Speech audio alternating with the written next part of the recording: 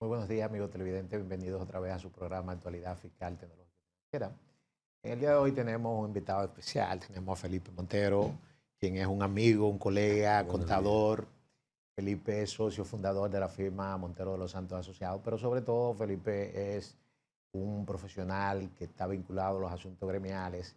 Y Felipe, quien fue presidente del Instituto Contador de la República Dominicana, fue en su gestión que se inició todo el proceso de actualización de la ley 633. Felipe, ¿qué nos puedes contar de esta iniciativa de haberse aprobado en primera lectura en el Senado el proyecto que actualiza la ley de contadores en República Dominicana? Nada, en primer lugar, buenos días, Nicolás, por invitarme a tu interesante espacio. Para mí es muy halagador el hecho de que tú me invites a hablar aquí de temas apasionantes, como es hablar de la profesión. El pasado martes, si mal no recuerdo, pues la profesión recibió la noticia de que por fin en primera lectura el Senado de la República conoció y aprobó un proyecto de ley que venía ya depositándose en las cámaras en diferentes épocas y que definitivamente no se habían conocido ni aprobado.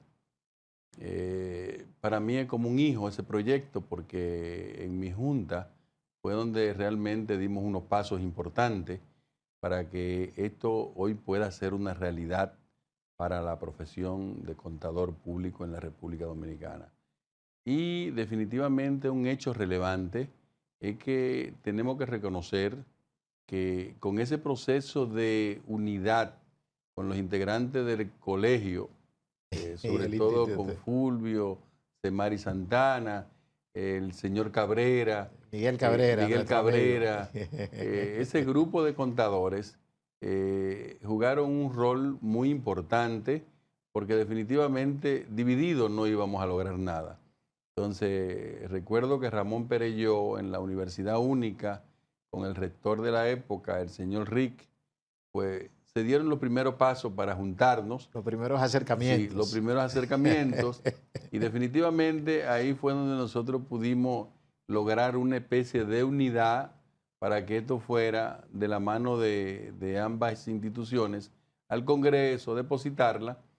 Y aunque en mi junta no se logró aprobación, pero Basilio tuvo la grandeza de desempolvar el proyecto y revivirlo y nos invitó a nosotros a que los acompañáramos al Senado para depositar el proyecto que definitivamente el martes se conoció y se aprobó.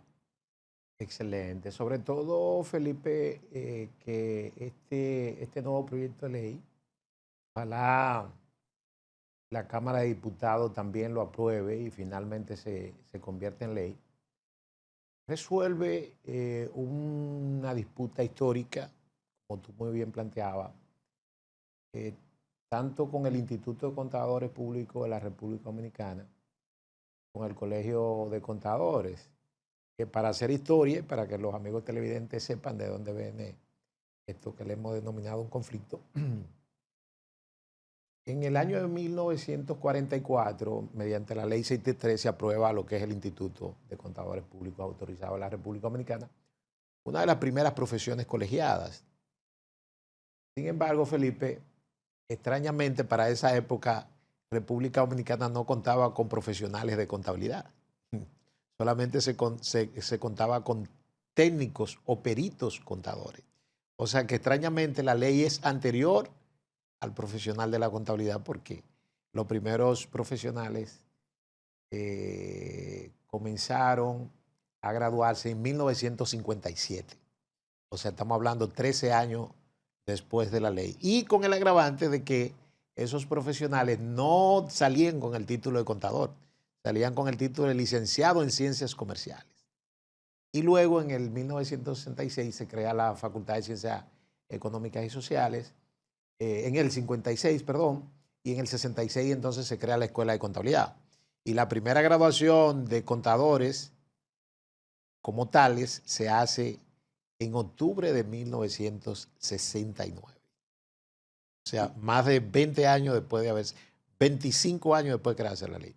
En el año 1979, a raíz de las diferencias propias de los gremios, el profesor Geno Beneco, conjuntamente con un grupo de profesores de la UAS, precisamente, entra quizás en conflicto con los que en ese momento estaban dirigiendo el Instituto de Contadores y entonces forman el Colegio Dominicano de Contadores, el CODOCON, y se aprovecha de las relaciones que tenía el maestro Neco con el sector que estaba en el gobierno, el sector del PRD, y logran entonces que se le apruebe un decreto que incorpora este Colegio de Contadores. Y desde ahí, entonces, Felipe, viene lo que tú decías, esta diferencia o esta disputa respecto a lo que es el ejercicio profesional. Y entonces la duda de cuál es el gremio que realmente representa la contabilidad en República Dominicana. Entonces yo te pregunto, esos acercamientos que se hicieron, ¿cómo tú ves la receptividad de parte de lo que son el equipo del Colegio de Contadores? Porque tanto tú como yo somos de la línea del instituto. Así es. Sí, sí. Tú conoces muy bien la historia, esa ruta histórica de nuestra profesión y no es para menos, tú eres un maestro. Tú has estudiado tanto la ley como todos los libros de texto de la profesión y de verdad que por eso me siento muy cómodo hablando de este tema contigo. Mira, definitivamente ese es un tema que pudiéramos abordar un programa completo con él. Y es que don Marcial Soto Gil, don Lili, Sí. que es como un padre profesional, que es de las 7 vacas sagradas del instituto, como don Hermógenes le ha llamado, Es correcto. definitivamente siempre quiso, y fue como una meta incumplida, de que escribiéramos un libro sobre el origen de la profesión de contador público en la República Dominicana. Y él me narraba, ellos que fueron la primera generación que lograron graduarse, es que por allá por los años 40, me parece que 42, 43, después de la Segunda Guerra Mundial, tú sabes que vino todo un proceso de reorden global, pues invitaron al presidente de la época, al dictador, a una reunión en las Naciones Unidas que se estaba formando. Entonces, allá él planteó que quería formar un banco central en la República Dominicana y le dijeron, pero usted tiene la profesión de contador allá. Y la respuesta del jefe de la época, pues mira, allá lo que se dice es que hay una escuela técnica donde forman técnicos y que se llama la Perito. Yo voy a ir a mi país y voy a indagar. El hecho es que Trujillo viene a Dominicana y manda a buscar al que Con era, esa encomienda al que era de como organizar la profesión. el rector de la Perito, y ahí encuentra un grupo de jóvenes que estaban cursando estudios técnicos, y ahí estaba Marcial Soto, Ana Josué Esposa, que está viva, Es correcto. Alberto Ortega, Jacobo Magluta, que fue el primer contador presidente después de Duarte, Es porque correcto. Duarte fue reconocido como contador por nuestra profesión. Y a esos jóvenes lo transfieren de la Perito a la Facultad de Ciencias Económicas. Se crea la facultad precisamente sí, para resolver ese problema. para resolver ese problema, y son los primeros egresados con el título, como tú bien dices, y que eran licenciados en finanzas. Ciencias comerciales. Sí, ciencias comerciales. Bueno, precisamente sí, don Marcial Soto Gil es de esa primera promoción y él inclusive se graduó con la nota más alta en esa promoción. Sí. Te sorprenderá que hay un empresario exitoso en República Dominicana que también se graduó hoy. Pepín Corripio de esa graduación. Don Pepín Corripio. Sí, entonces, ¿qué pasa? Que definitivamente esa primera generación de contadores y que nosotros en el instituto le hemos llamado las vacas sagradas, todavía nos quedan algunas vivas, como es el caso de Alberto, doña Ana.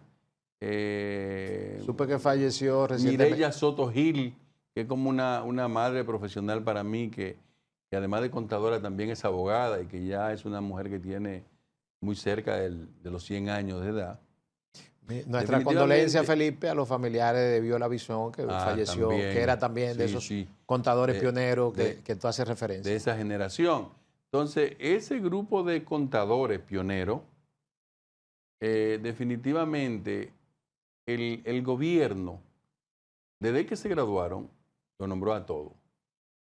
En la dirección de rentas Bueno, internas. lo que pasa es, Felipe, que para esa época se estaban creando todas las instituciones públicas. Claro. Entonces, como no había, como tú muy bien planteabas, técnicos especializados o profesionales en el área de finanzas, pues lógicamente lo que se iban graduando se iban colocando en todas esas instituciones. Claro, y si vemos, Nicolás, la fecha de fundación de muchas de las instituciones, sobre todo el sector financiero, que son los que hoy regulan la profesión a nivel del sector financiero, pues coincide esa época. Por ejemplo, la Super de Banco, Banco Central, coinciden por ahí en que su fundación fue para la década del DGI. 40. Igual que la promulgación de la Ley 633, que nos da a nosotros el privilegio de ser la primera profesión colegiada en la República Dominicana y en muchos países de la región. Es correcto. No, y sobre todo que nosotros somos apéndice de la Federación Internacional de Contadores y de la Asociación Interamericana de Contadores, que tuvimos tú y yo la oportunidad de ser protagonista de la juramentación de nuestro amigo Nelson Han como presidente de la AIC para el periodo 2025-2027. Con esta juramentación y esta designación de Nelson Han, República Dominicana se convierte en el país que ha tenido 3 presidentes de la AIC. Así. O sea que eso es un gran logro y me gustaría que en el transcurso de la entrevista nos refiramos a ese tema. Pero puntualmente, Felipe, desde tu punto de vista, ¿qué novedad trae la actualización de la ley 633 con esta nueva ley? Mira, para mí la primera novedad es que por fin se resuelve un conflicto histórico donde una clase profesional dividida no podíamos lograr la meta que como profesión definitivamente nosotros tenemos que lograr. Nosotros somos una profesión importante. Imagínate que somos tan importantes que nosotros certificamos las informaciones para que los hombres de negocio tomen decisiones sobre el negocio, para que los gobiernos recauden los impuestos. Y también somos la primera barrera en la lucha por la transparencia. Imagínate que la Superintendencia de Bancos, en un seminario que celebramos en el mes de agosto, informó a la clase profesional de que adoptaron por resolución las normas internacionales de información financiera y las normas internacionales de auditoría como principio básico para reconocer los eventos en el sector financiero. Y me decía Alejandro Fernández en ese evento de que necesita el apoyo de nuestra profesión, porque es que nuestra profesión es donde están los técnicos para apoyar todos estos trabajos que vienen de cara a ese proceso de adopción. Aclarando que Alejandro Fernández, el superintendente. Es el superintendente de banco. Entonces, imagínate, por un lado, la modificación de la ley, pero por el otro lado, la adopción de las normas nuestras. De estos estándares internacionales. De estos estándares internacionales que nosotros lo adoptamos ya hace más de 20 años. Definitivamente es un momento muy relevante lo que tenemos en la mano, el que tenemos en la mano, para nosotros abordar como profesión de manera unida todos estos cambios, porque ejercemos una profesión muy cambiante. Y muy técnica. Y muy técnica. Entonces, definitivamente yo pienso que a partir de ahora nuestra profesión da un giro radical. Es un cambio de 360 grados. Perfecto. No, de hecho, Felipe, yo siempre le digo a mis estudiantes que la carrera de contabilidad es una de las carreras que más actualizaciones se realizan de manera constante. Inclusive a raíz de eso que tú comentas de que el superintendente de banco o la superintendencia en sentido general adoptó estos estándares, estas normas internacionales, tanto de contabilidad como de auditoría, es realmente una tendencia que se ha venido dando debido no solamente a la aceptación que ha tenido esta normativa, sino a la garantía que proporciona la información que suministran, tanto de la parte de la elaboración como de la revisión o auditoría. De hecho, Felipe, a nivel internacional, en el año 2024, tú sabes que se aprobaron también unas normas para el tema de lo que es la sostenibilidad. Y le encargaron precisamente al IASB, que es la junta que elabora las normas internacionales de contabilidad, para que sea el IASB que emita esas normas o esos estándares respecto a esos informes de sostenibilidad, que en principio se creía que era una locura porque posiblemente el contador no tenga tantas pericias en materias de cambio climático y ese tipo de cosas. Sin embargo, esas normas se aprobaron, la S1, S2, y el órgano que también le emite es precisamente el órgano que rige la profesión de la contabilidad a nivel mundial. Felipe, en adición a esto que tú nos planteas de que se resuelve un problema histórico entre los dos gremios, en lo que respecta al ejercicio profesional, ¿qué novedades tiene la ley? Pero vamos a querer que tú nos lo abordes después de este breve